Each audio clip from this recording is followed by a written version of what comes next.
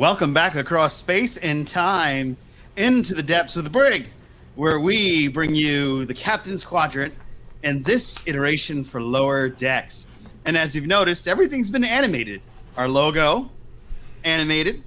Our background, animated. And when you look at the thumbnail in the short future, we're animated in the thumbnail. But I'm super excited here to be talking about this episode of Lower Decks, the season premiere of season 3, episode 1.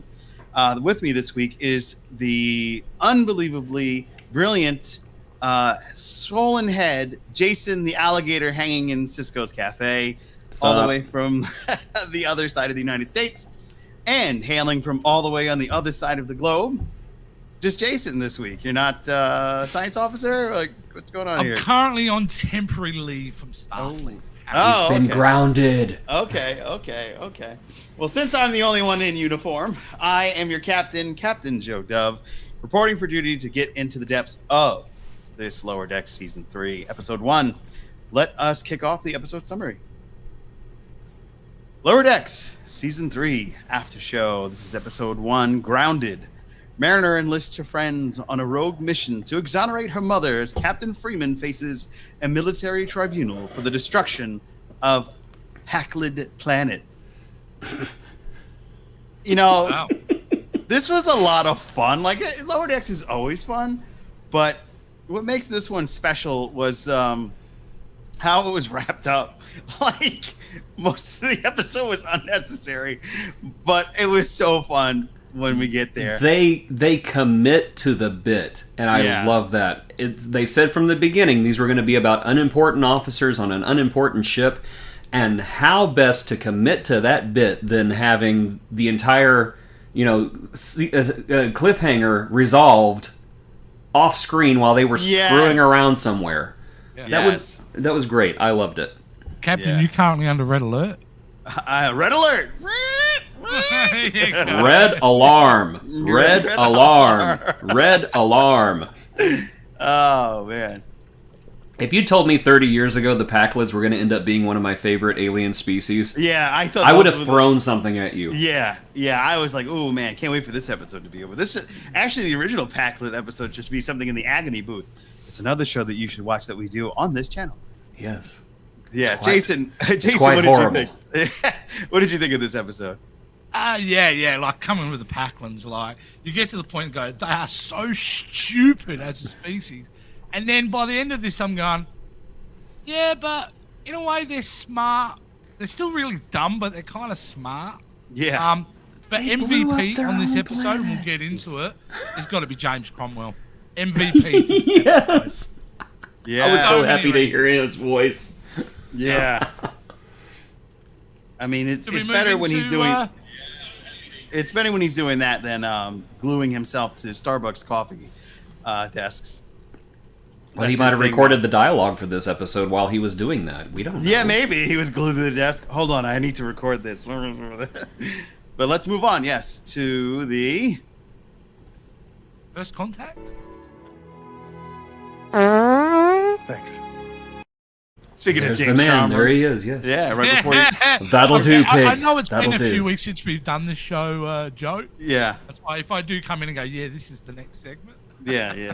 That's all good. It's all good. It's an appropriate graphic, wasn't it? Bumper. Because, yes. Yeah, because he was in this episode. Absolutely. Which was awesome. Bozeman was in the episode. The T-Plana Hoth was in this episode. So much was in this episode. This was a love letter to First Contact, and I loved it. Yeah. It absolutely was. That's why I think, to me, it wasn't out. There was a couple of moments that I literally laughed out loud. But essentially, it was just so joyous and smart at the same time. And just playing with that whole convention of, we invest, 18 minutes into thinking this is important, this is going to change the direction. And it mean absolutely nothing. To me, was like, mwah. Like, it was the icing on the cake. Perfect. It was absolutely perfect. 100%. So, that was my first contact with it. Yeah, I mean, this was a fun episode. My favorite thing was seeing the almost naked Cerritos. It looked really cool to see it without its hull in its very raw form, and it was almost like a golden ship.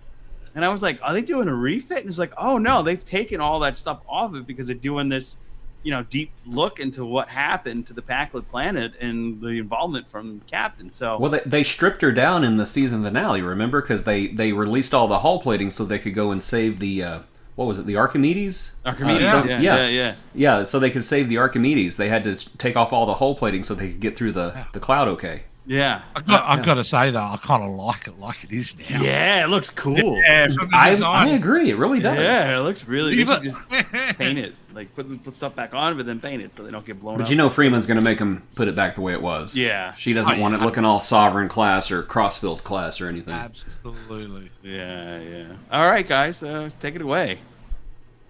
Well, I already talked about my first contact. All right, Jason. Is it me? Okay. Yeah, it's you.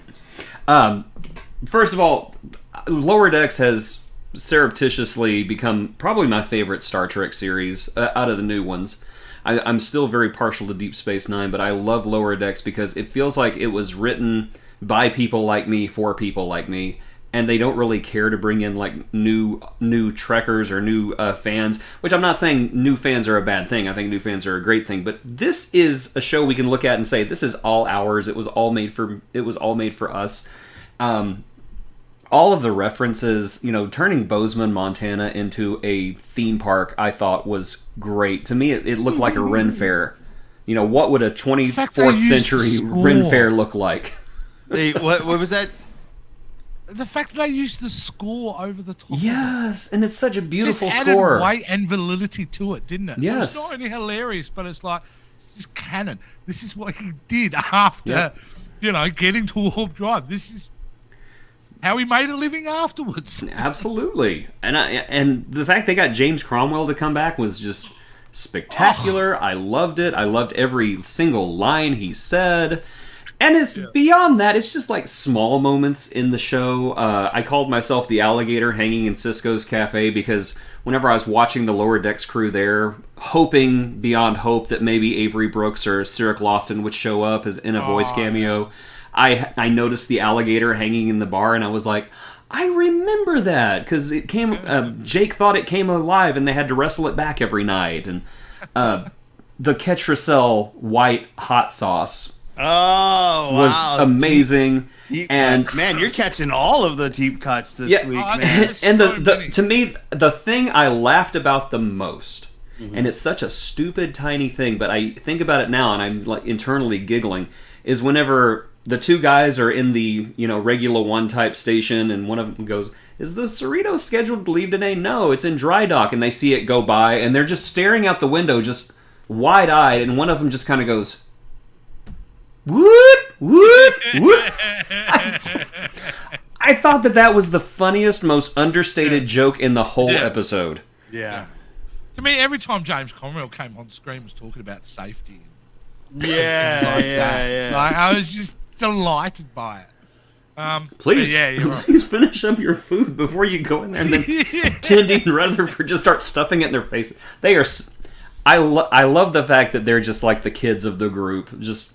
I don't know. Just I don't want them to like be romantic. I like them being friends, just being the two little innocent kids.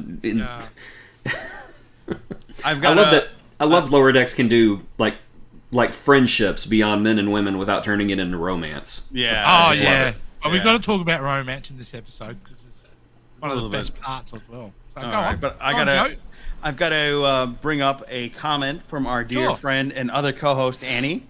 Hey. Brandon, note, if I ever marry, I legitimately want to walk down the aisle to the First Contact theme. Yeah. Powerful. True story. When I did get married many years ago. Oh, you were married? Yeah. Oh wow. No. But whenever when I did get married many years ago, as we were after the ceremony was over and we were introduced as Mr. and Mrs. We were leaving and we played the end theme to the original Star Wars. That dun dun dun dun dun dun dun dun dun dun dun dun dun dun. Yeah. Yeah, no, mine wouldn't either. Yeah, I don't know. That was. Wait, she let me have that one. I don't know. Anyway, I don't want to talk about Yeah, let's not do It this. disappointed me now. Gross. About what you just said. Yeah. Yeah, gross. Yeah. Anyway, All right, let's move on. Let's move on. I reckon we jump straight to pros and cons. Yes. Sometimes maybe good, sometimes maybe shit. I forgot about these. What's that? I did not a lot of shit this week. Not a lot. Not It's a a lot. lot of pros. Not a lot Yeah. of cons. Yeah. Not enough to Anna. Yeah. Can I Not just enough say Tiana. one of the great pros in this is shout out, and hopefully we get to see him again. Get Gary, who finally who got to pilot the Phoenix. And head off on his own. Yeah. Yes. You haven't seen the last of. Yeah.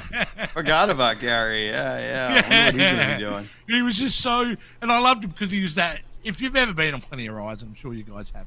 I don't know how many times you've come across that particular type of person. And the fact that he just snaps as soon as he goes, all right, we're going to send you home.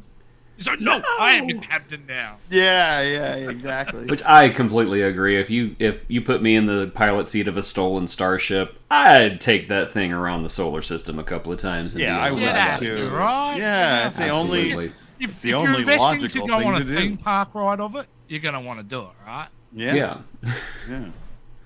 It's the only logical course. I do have a con, which it's kind of cheating because I said I love the way that lower decks. Lower bits is another Not that Star kind of Trek.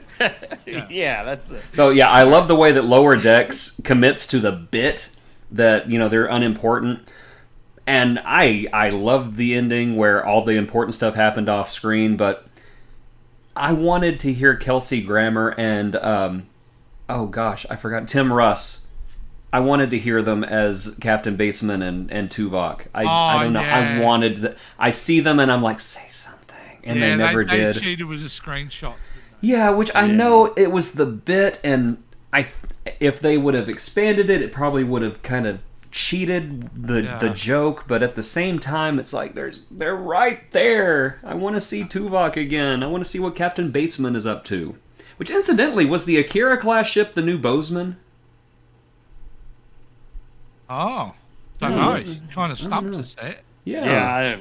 Because that would be awesome, because the Akira is a beautiful ship. You know what another pro for me was this week? Brad, who I would think as a character over 3 seasons would start to grind on me, but he never does. And especially the scene where he's home on what we think is the chateau, but is essentially his raisin farm. And the fact that he is so oblivious to all these beautiful young women hitting on him so hard, and the fact that he has nothing but disdain and frustration about them about all of them is so cool. I just loved it so much. Bradward, can you help me with my bushel? Yeah. Or the other one, I've got juice all over me and I need it cleaned off. And it was just right. Use the hose. Use the hose, yeah. Just fantastic. Oh, Yeah. I mean, there are a lot of pros this week, and very few cons. This show is one of those that's just kind of always hits.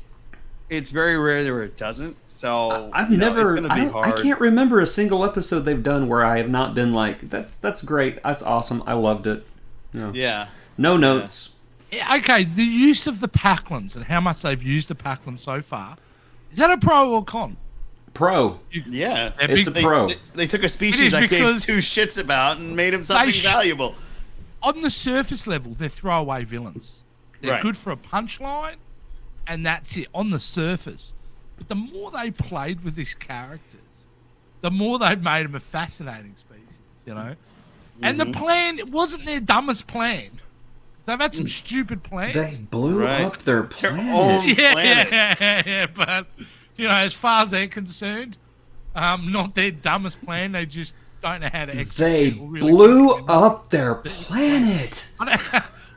I thought that was just an accidental byproduct of their stupidity. No, they No. did it. They did it on purpose so the Federation would relocate them to another planet with more resources. They blew it. Yeah, that was their plan to blow it up. I thought it was just supposed to be an explosion, not like a third of the chunk of the planet missing out, and you could see the core. Yeah. Because that's what you could see was the Yeah. core. No, I love them. I want to see more of them. I want to see live action iteration. Could they do that in? They're doing that. They're going to cross over with Strange New I don't know Worlds. if we'll have the Packlids, but I would love to see them. But the Packlands specifically, because I think they could work on a Strange New Worlds. They could. Oh, well. Yeah. But wasn't First Contact with the Packlids in Next Gen? I don't know if that was First Contact or not. I don't know. That's a good question. I think it probably was, but I don't know if they specifically stated it was, because that's how Trek gets around those things. Like, well, they never explicitly stated it was First Contact. Yeah. I suppose now they're really. I mean, I suppose to me the Packlands are very, because it's so purposefully playing on their stupidity. This iteration. Well, I think the original ones we saw, and if I remember correctly, it's been so long since I've seen it. You get a sympathetic feel for it. Mm-hmm. I don't want sympathy for the Packland. I just like pointing and laughing at their stupidity. Yeah. But I really hope there's a master plan behind it all. It would be brilliant just for there's somebody who is trying to control the strings, who has a plan that would work, but is frustratingly stopped internally by all that stupidity. That would be great. I don't know. I don't know how much Lower Decks would commit to an arc that big, though. They won't. That's They just won't. me. You know, to me, it's kind of like the way Rick and Morty does their arcs, where Rick says, "We're gonna wrap everything up in this episode, Morty." That's how Lower Decks strikes me. It's just, oh, you wanted this big long arc where we try to save Captain Freeman? Nope, nope, it's done. Yeah, that was. And you're right. You've got to move on for this show. You next episode we need to be moving on. Yeah. On with it. Save the arc stuff for Picard and Discovery. Let's just keep. We've got 10 episodes. Yeah. Right? 10. And they're all going to be 10. All like Strange New Worlds. Yeah. No, even they just announced Discovery's even going to be 10 episodes this season. That's fine. Keep them at 10. I take quality over quantity any day. Exactly, and that was what I was just about to say, is the fact that you know that they're going to be very specific about the stories they choose. Yes. Which then hopefully means that we get a better, class of writing, which I feel that we've had across this modern iteration. 10 episodes, but if you've got 4 or 5 shows, right, that are getting a different season each year, does that then matter? Maybe that's a great thing for Star Trek, because instead of getting 22 episodes a year, in essence, we get 3-4 Trek shows a year, all with 10 episodes. We're actually getting more Trek. Yeah. I'm happy with the way things are right now. I know there's a lot of people who are complaining about new Trek. I love it. Even the series that I don't really enjoy that much, I still look forward to seeing. Which series? Picard. Picard's my least favorite. Wow. Which is strange because it's Patrick Stewart, and anything Patrick Stewart does is amazing. But I just feel like the show's it starts strong, but it never hits the landing. It actually trips at the finish line and skids on its face, stopping about that far from the end mark. If I was to describe Picard in a meme I've seen, or a snippet from a cartoon, it's Homer on the skateboard crossing the ravine. Yes. In the beginning is like, this is the greatest feeling in the world, and we're with them. And we're like, yes. And then, holy shit, he doesn't make it. Yeah. And he just hits every rock on the way down. Don't. And Picard feels like... And meanwhile, you got Bart as the Orville going... Well, I still haven't finished it. It's, to me, from an outsider who hasn't finished the show, I hear it was a show I heard one week that was one of the best hours of science fiction. Now, which show are we talking about? Orville? Orville, sorry, Orville. The reason I haven't finished it is based on... It's like, I remember doing the finale with you. Like, what? No, but I haven't finished Orville yet because I hear, it's the best, and I'm like, okay, beauty, watch it. By the time I go to watch it, that episode was awful. I will say, when the Orville is good, it's good. When it's not, yes, it's terrible. It's bad. And you know what? The Orville for a couple of years, especially the first year, was filling the void that this show now fills for me. Yes. And that was the comedy aspect, the poking fun at itself to, come at the universe at a different angle. And to me, okay, Orville, I get it, but now I've got Lower Decks, and Yeah. the comedy's more targeted. They can do more. You know, the problem with Seth MacFarlane's comedy sometimes is low-hanging fruit, like ultra low-hanging fruit. Well, I think he kind of... And I appreciate the smarter comedy. Yeah, I think that he kind of reinvented the Orville this year. They definitely steered away from comedy and potty humor, and went more towards straight sci-fi and relationships. Which Orville, I think, to me, its similarity to Trek really hurts it, because it's, as they say, it's a love letter to Star Trek: The Next Generation, but it feels like it's 30 years old whenever it tells these stories. And the ships have the same design. It bugs the shit out of me. It's like they are slightly different if you look, but they're very similar though. But that's why the comedy's so important, because that's your point of difference. That's how you separate it as, like, it's a love letter. It's okay because you're laughing. And the moment you take that away and make it serious, then you just come off as a copy, right? Yeah. Exactly. And that's my thoughts as well. And speaking of, there's too many love stories in this show. It's like a love boat in space. It's like every other episode. Yeah, every other episode. If it's not Border, if it's just not the Doctor, if it's not the main guy, it's like every other episode is a love story. It's like, okay.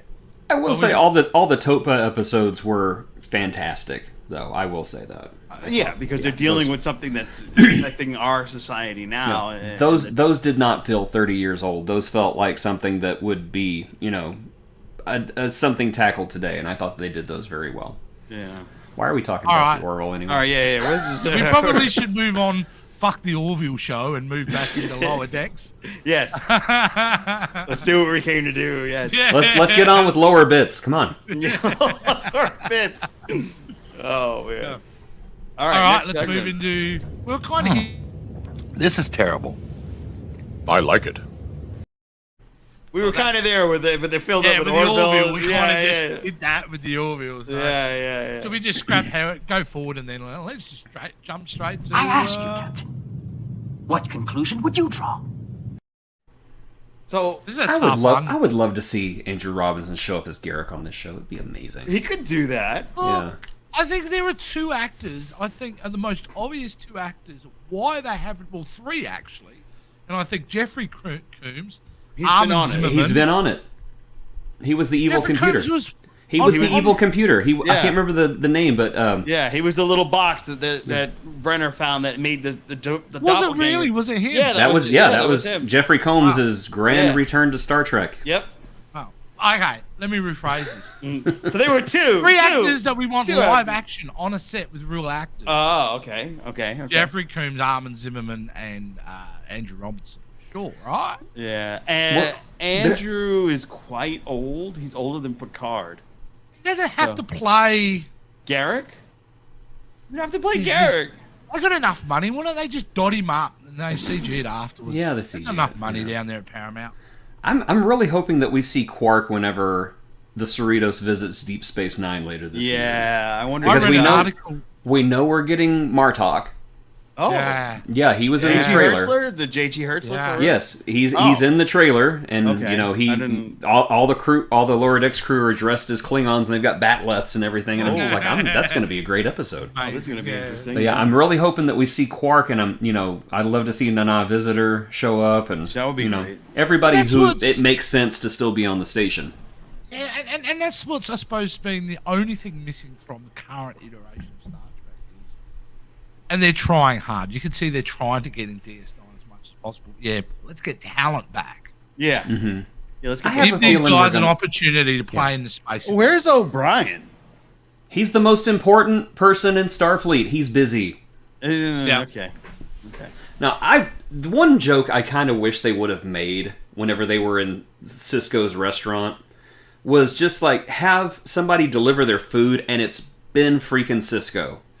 And, Rutherford goes, "Wow, Ben Cisco, I thought you were with the Prophets." He goes, "Well, it was a very interesting story. You see, first of all," and then, he's interrupted by Mariner.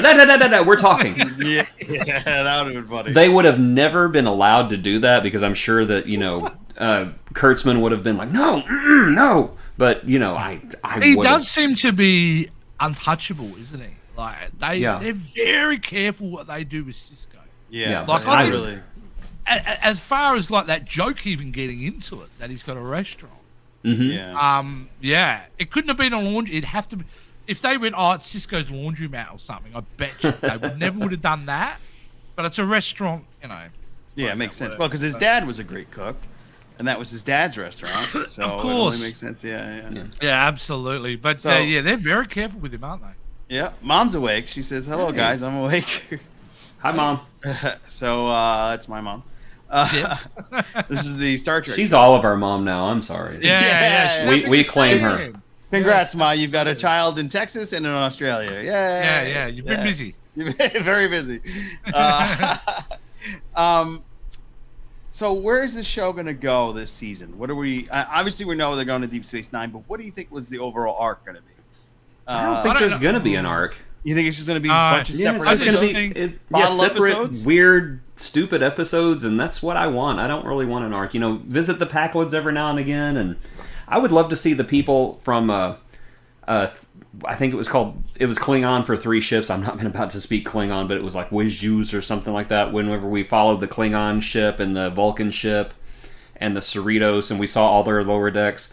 I want to see some of those characters return. I want to see that Vulcan officer who was kicked off the ship show up on the Cerritos, and I want to see that Klingon lower decker who became the captain. I'd love to see him show back up some way. It would be really cool if we got like how the Packlids were in last season. We got another alien species that was only used once. Maybe even the Wadi from Move Along Home, since they're going back to Deep Space Nine. That would be fun. And make them a little bit more interesting, other than using Yeah, the same no, like, room and like If you're going to do lower decks, you have to make the makeup has to be bolder. It has to be more out there. Well, I mean, it's a they have cartoon. to be as more hammy than they were in that Move Along. Yeah. So, 100%. But I think that's a great idea. I think absolutely do that, because then you're doing even further deep cuts. You're keeping your fan base happy. yeah. But We could bring you back know, Tosk.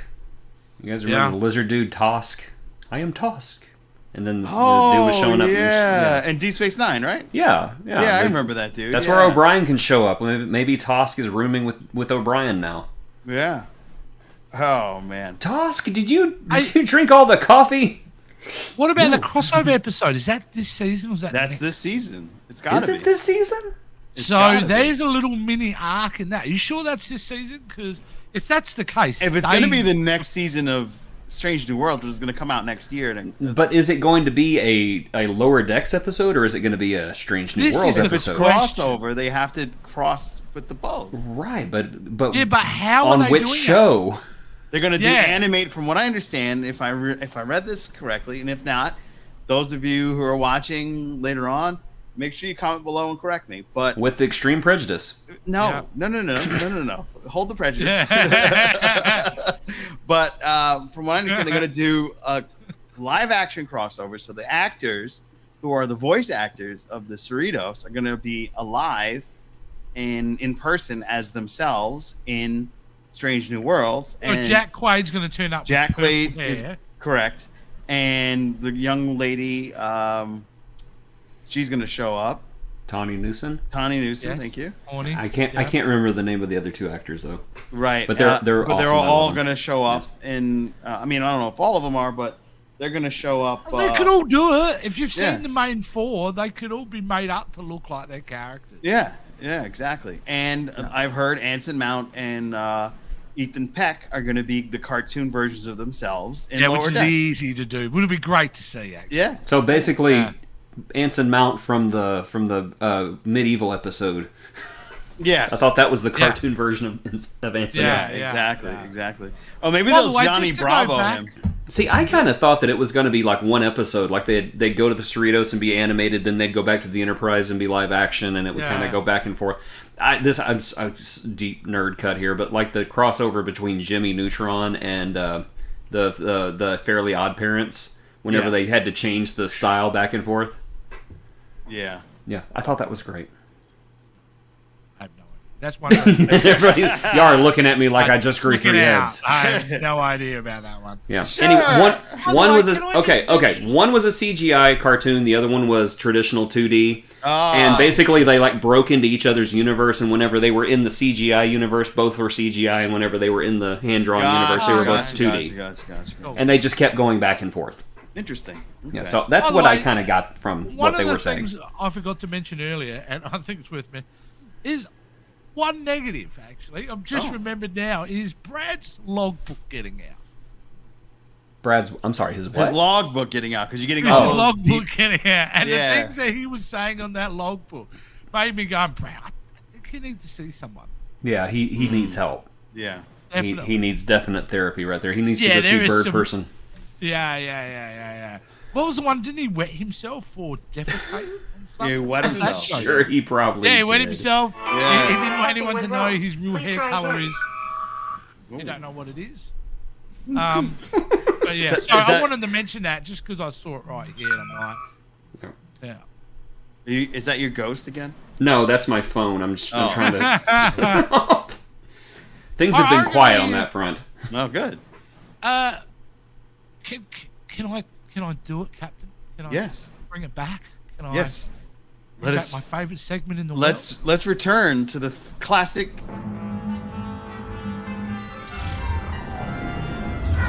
It's time for stupid Star Trek questions. Sorry, This Cap, is- cut you off. No, all good. This is the section of the show that we love and adore because we're going to take questions from you, and they could be the dumbest questions in the world, and we'll And they discuss probably them. will be. Yeah, how does Data's hair grow? How does Data's hair stay? What color is Brad's hair really? Yeah, exactly. We can have any of these questions, and you can ask them freely. So just get on there and ask them. This week we're gonna start it off for you. How is that crystal snowflake in the Next Generation connected to Data? Ooh. So I'll let if Jason I may, go for it. before I go ahead, we have a sport in Australia called AFL. And Okay. there is something in that sport. It's called a handball. Where you have the ball and you handball it off to somebody else. Okay. I'm handballing this down. Yep, Because same. I think Jason's got an excellent response for this.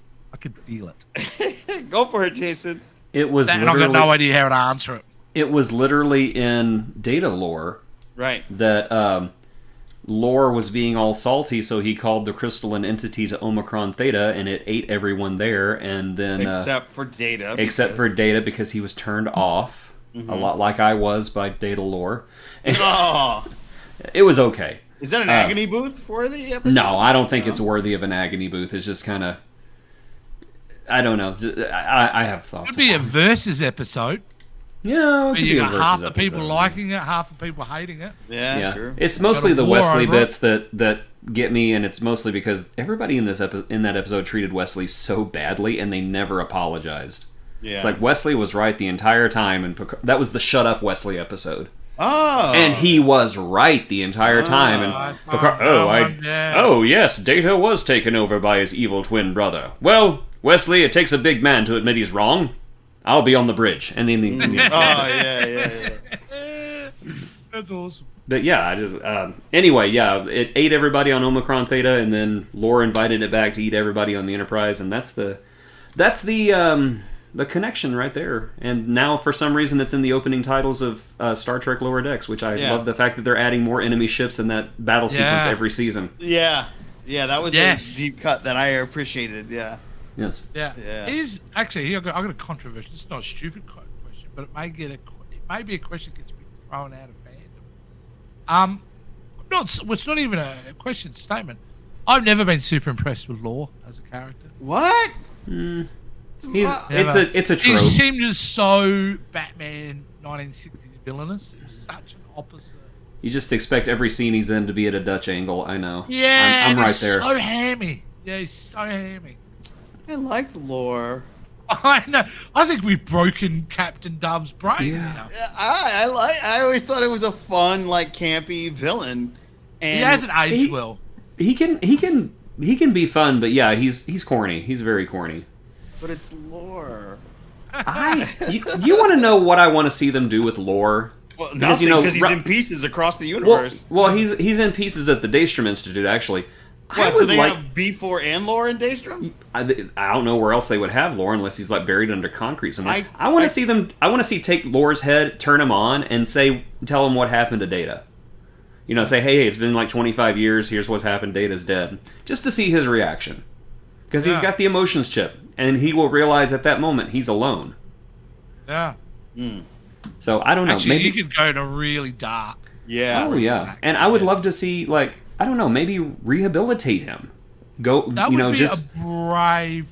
Yeah, just bring him in. Say, hey, we're gonna try to rehabilitate you. You will never be Data, but maybe you could be a new Lore. And they give wants to now die. I don't know. Maybe, I keep thinking because he maybe realizes he's alone, he just wants it over and end. And until they give him won't do it. Until they give him a little android cat from that robot home. This is Spot 14. Yeah, that works. He's voiced by Patton Oswalt. Hi. Oh boy. I'm so sad that we won't ever see that character again. Spot .0 voiced by Patton Oswalt. I love that character. But I don't know. I part of me is just kind of like, maybe that's how they're going to bring Brent Spiner back, is like Lore's head or something. No, they just carry around the head all day with them. Oh, jeez. I don't think they're going to bring... I think Brent Spiner is going to be some type of...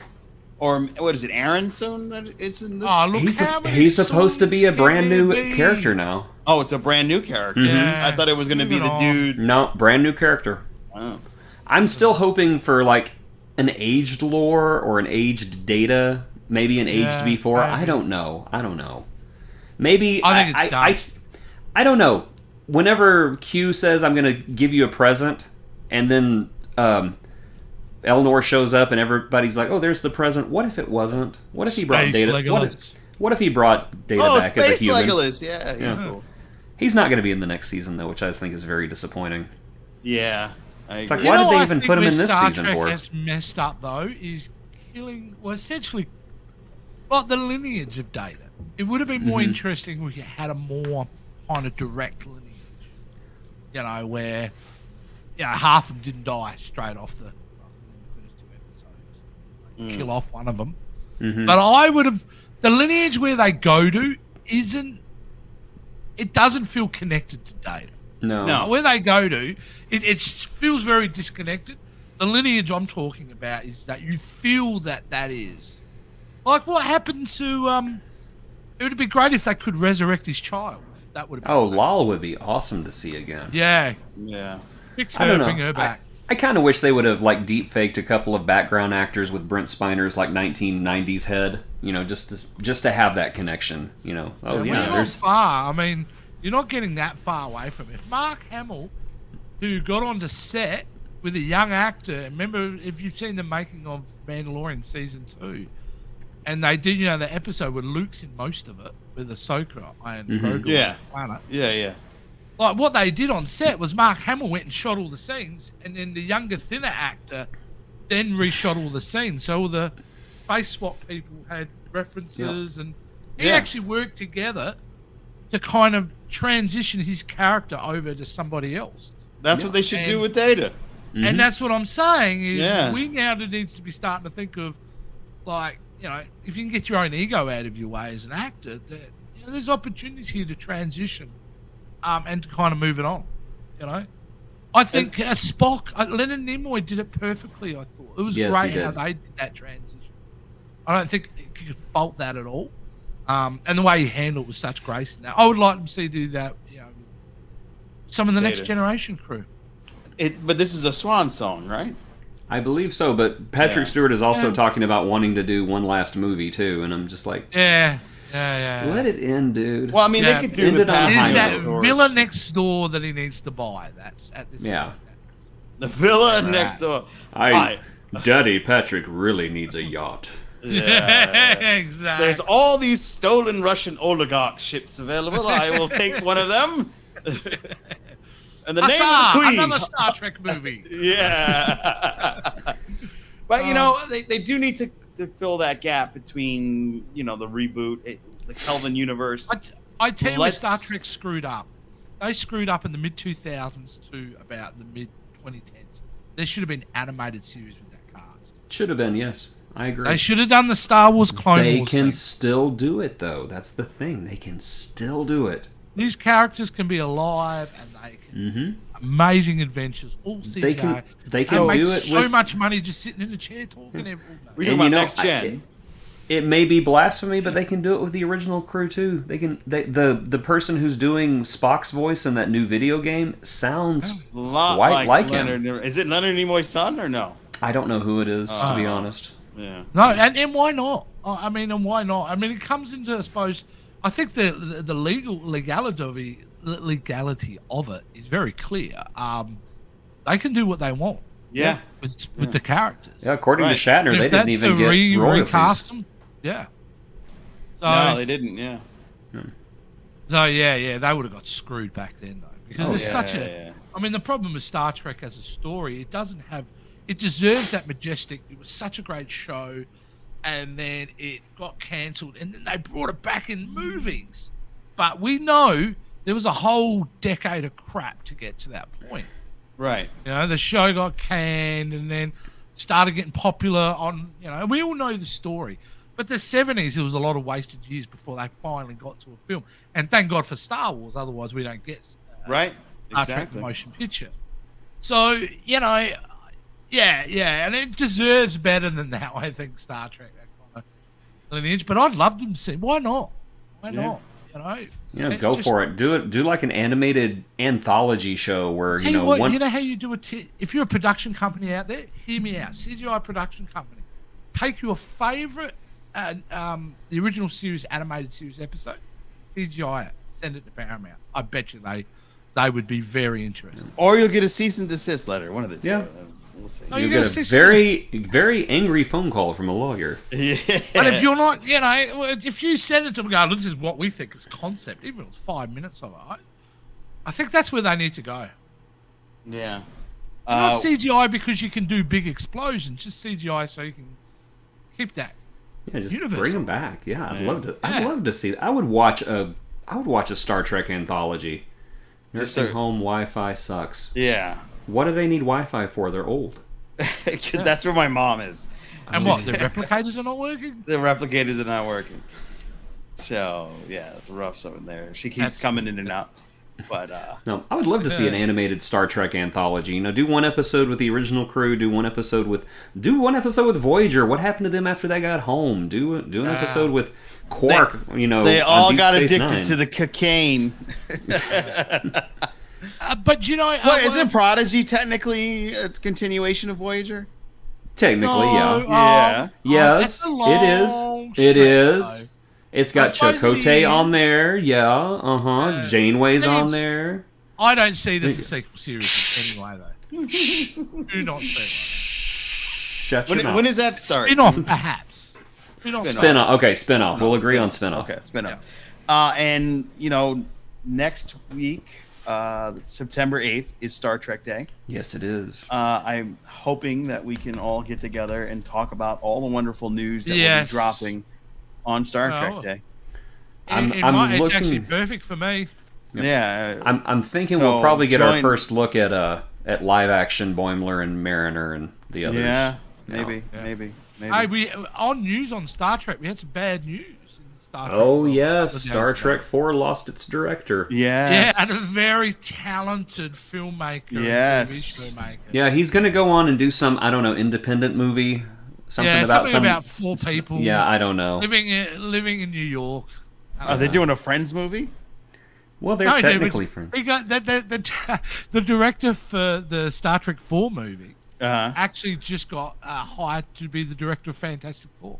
Oh wow! So he had to drop the Star Trek 4. Wow! Marvel came in with that Binks truck. Well, kinda, yeah. They kinda making a Friends movie. Well, all the Star Trek news outlets are like, "This is terrible for Star Trek 4. Star Trek 4's hit another wall." No, they don't. They just need to hire a new director. Yeah, that's it. But you're acting like this is the first time a movie's lost a director. It's not the first time a movie's lost a director. He wrote and directed and was going to be one of the producers. Then worry, but he wasn't. He's just the director. Yeah. And you can find some really talented people who would love So here's my thing. Hire Jason Haswell. Do we hire Jason the alligator hanging in Cisco's Yeah, cafe? absolutely. He could write it, co-direct. and Let's do there you go. Jason. There you go. Yeah. Jason and Jason, director at law. We'll be like the Wachowskis. Yeah. Worked out well for them. Only we'll have our bombs first. Poor Matrix. Poor Matrix. But here's the thing: are we excited for a Star Trek 4? I am. I like the Kelvin movies. I want to see more with those. Beyond with those is my guys. favorite. Beyond was great. Yeah, because I felt like it was a, it wasn't. It was different. Sucked down It in was- Origins, and it was just a classic Star Trek. Boldly going where no one had gone before. It had Yeah, I action. love- It was smart. There were some decisions in the movie that I didn't particularly care for, but honestly, I think I would use the word underrated because I don't think enough people heap enough praise on the movie. And it had such a great look with the wide angles on all the ships and everything. You made the Enterprise look humongous just by changing the type of camera you used. I loved that. Yeah. The trailers were awful for it. The That trailers was- were dog poop. Yeah. because they played sabotage, and by then the audience is going, "Come on, man!" Like it was bad enough you played in the first movie. You dishing us on the second one with the trailers now. But the issue is that song is so perfect for the film and an important part of the plot. Yeah. I like you the bangs had and screaming. It was absolutely a requirement. But I'll tell you what, I could take it or leave it. If they turn around and go, there's not a Star Trek 4 in that universe, I'm like, okay. No, they have to. They have to close the Kelvin timeline. you know? Yeah. I have to They have close to. it. Why do we have to close it? Yeah, you don't have to it close confuses people. Like, where are we? Lower decks is where? How I does just it all don't think fit you in? can seal it airtight. I just think there will be continuity links coming out of that, left, right, and center. I just think you leave it. It's better left it untouched.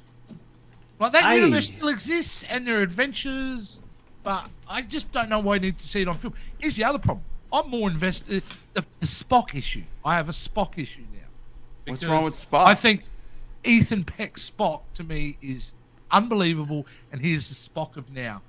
I don't know if I want to go back and see another Spock. Well, I've got one Spock on the big screen, and I've got a different Spock on television. Zachary Quinto's a good Spock. He's Yeah, good. an I angry enjoy him as Spock, though. He Angry is. Spock, He's yeah. different because he lost his mom. I mean, you don't Yeah, understand. he is. This is not just a different timeline. These are different characters. They've gone down a different path, and so they're not going to be the Leonard Nimoy Spock. They're not going to be the Ethan Peck Spock. These are the Kelvin characters. Yeah.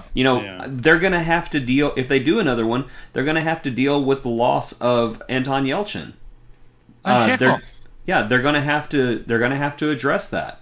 Chekhov did not. What? No. Chekhov did not. Finish your thought, and then I'll bring this up. Oh, I was going to say Chekhov was with the Enterprise crew, all the way to the end, and now we're going to have to deal with a Chekhov that is not there all the way to the end. Yeah, they have to explain it. They have to And do a lot of- I hope that if there is another one that Chekhov has been promoted and he's going on the fast track to be a captain and everybody's talking about what wonderful adventures he's having out there in the frontier. Don't kill him off, please. Don't do that. Yeah, don't you think Star Trek 4 is like getting the band back together plot?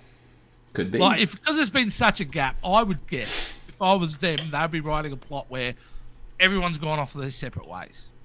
So the 5-year journey's over. This person's here, and it'll be bringing the band back together for one last adventure. Yeah. And that way, you kind of can avoid the Chekhov thing without going. Yes. Our good buddy KB James and stuff, games and stuff. Excuse me, I always mess your name up. Good to see you back here, my friend. And his point, they should leave the Kelvin timeline in the same place as Marvel What Ifs. That's a good There you go. point. You're my Make man. it into a KBJ. television series? Yeah, I agree with you, buddy. Yeah, you got That is the rumor, is that they're going to do a Kelvin-based television series, which I don't know Why how would true you that rumor do is. But that? Why would you do that? Yeah, he Why- agreed with you. KB Yeah. Games agrees with you. Introduces too many continuity problems. Yeah. Well, I'm going to put my foot down and say I don't think it does. It's off doing its own little thing. The issue with that, Jason, is you have a very good comprehensive understanding of Star Trek, as like I think most of us here. The problem with that is you seal off and make it more difficult than people on the outside to get in, and that would be my concern. Oh, I can It's see where you're like- coming from. Yeah, But those it's people like, on the outside you know, coming in really aren't watching the television shows, though. So, I mean, how would they know? Are they? I mean, I think that's how I found it. Was through TV, and I'd like to think there's a generation right now who are discovering Star Trek, not from the movies, but what currently is going on. You know, there's young kids right now who are watching Lower Decks, and that's their entry point. Or Prodigy. Or That's Prodigy. also on Nickelodeon. It's a Probably two- more Prodigy, more so. But you I know, have- the 10-year-olds are probably watching Lower Decks because it's cooler than. Yeah. I teach 10-year-olds, and they keep talking about Prodigy.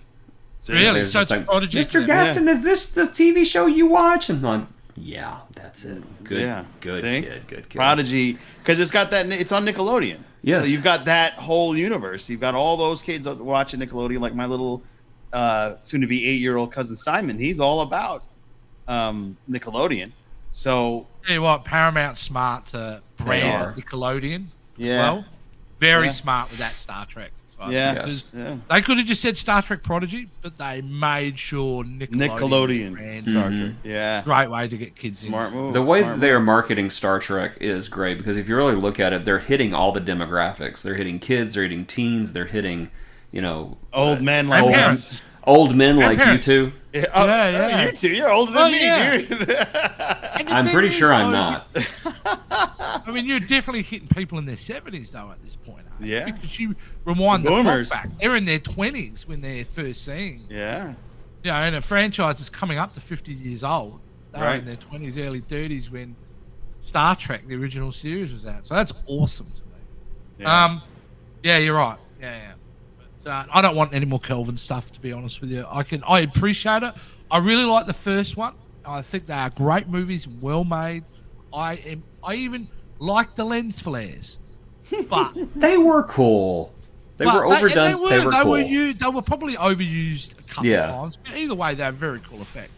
I think I checked out once I realised they weren't going with the Chris Hemsworth plot. Remember they were going to do that? Oh yeah, Yeah. they were going to bring back About Chris 3 years Hemsworth. ago? Yeah. Yes, that was called. And sewing I up the was in on timeline. that.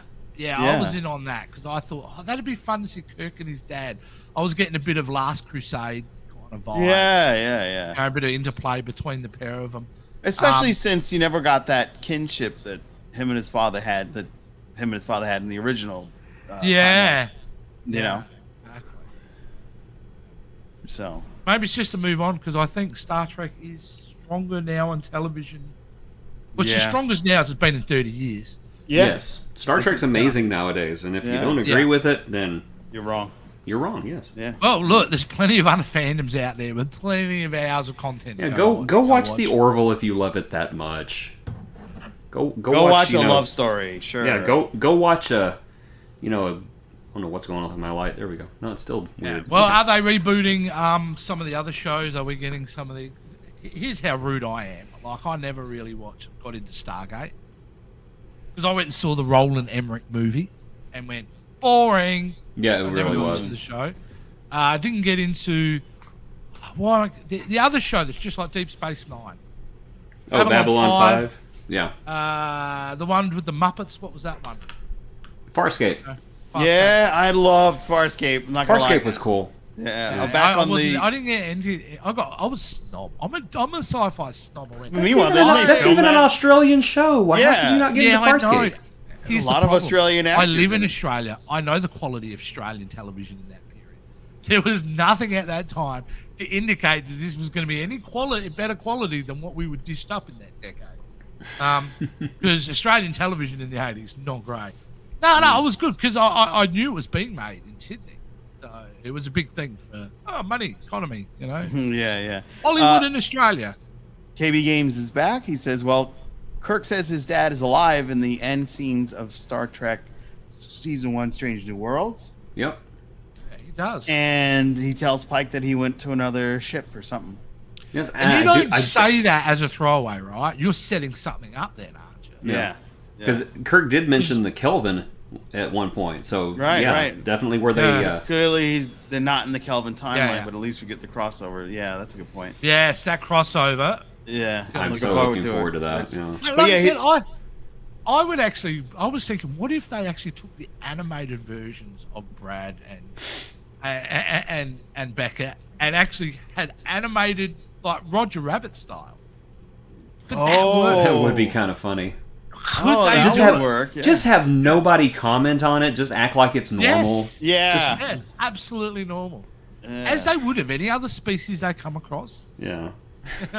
Just have no explanation for it. Who are those guys? Don't worry about it. That's going to be interesting. I'm really looking forward to it, too. Oh, well, this has been a long one, guys. Yeah, it yeah. has. Well, It's great to be back chatting about a new episode modern of Star Trek, yeah. I have one last observation about the actual episode that I want to say that I somehow have forgotten. The Doug, the transporter guy. I don't know why, but I somehow got it in my head that that's the same man that Uhura had at gunpoint in Star Trek 3. Just in my head. I know there's no proof of it, but I'm just going to go out on a limb.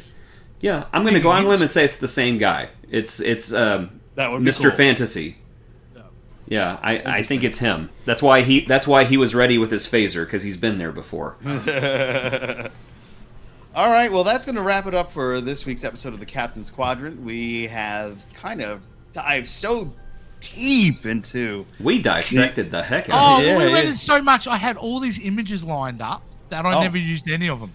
Let's throw them all Let's in see there. him. Let's see him. Oh, yeah, I forgot Goopy. about that goopy thing. Oh, gosh. Oh, and the costumes. Look at the costumes. Yeah. Brad is wearing Wesley's costume, and Rutherford is wearing Jake's costume. Right. I love that. Jake's costume is just on like so perfect. I did. Do you think that my shirt is asymmetrical enough? Naked Cerritos. shot of the Cerritos. I love that. There's the full. Yeah. I love that they're wearing the Zephyr Cochrane hats. Yeah, yeah. What is Who was that played by? Does anybody? I felt like I knew that voice, that old man. Yeah. I'm not sure. Yeah, that's a good point. That's the dude I think is Uhura's, Mr. Fantasy.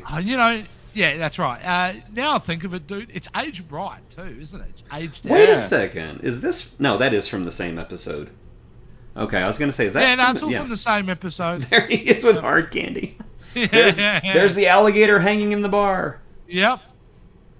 Her being. She was very destructive in this episode. Yes, she's was. Always destructive. Why do you have very any? misguided? Very. Why do you have anything breakable in this house anymore? Did you time out your entrance? No. Oh, I totally did. We were out there for a minute, and I was going like. I like that Brad. Brad's getting some zingers back in now. yeah. That it's kind of become this equality thing between the two of them. Is So Brad what was as the- oblivious as we realise, or is he actually more in on it than we think sometimes? I think he's more in on it. I think he wants to be Mr. Rules and Regulations, but I think he's more hip than he lets on.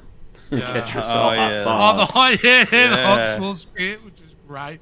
Because the setup for that punchline is so long by him having it, him freaking out, and then her right at the end takes a bite and goes, spicy. It's got some kick to it. Yeah. And this, I love this. This was as fun. we talked about earlier. Making fun of Star Trek Picard. Yeah. Even the little grape waters in the background. That was just wonderful. Yeah.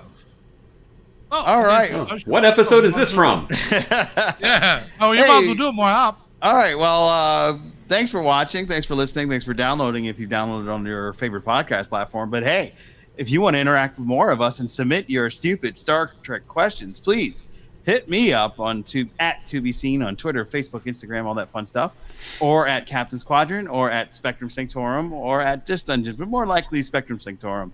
If you want to talk to and submit your stupid Star Trek questions to our good buddy Jason Hatswell from Australia, if you're on a different time zone, make sure you send it to him because Jason and I will be sleeping.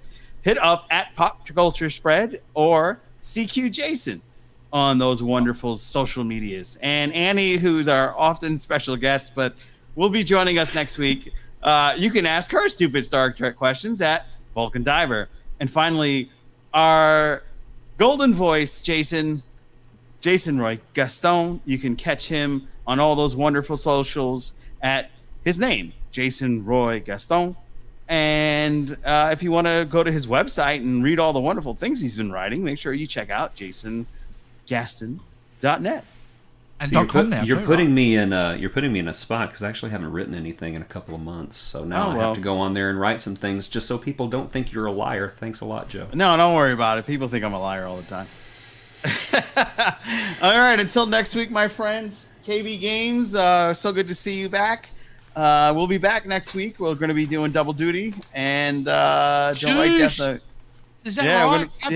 We're going to be doing two shows. Two shows from Captain's Quadrant next week. Yeah, so join us. We'll be back in the Agony booth for Spock's Brain, and I'm going to go watch that now. And then we're going to be talking Lower Decks Episode 2, Season 3. So until next week, live long and prosper.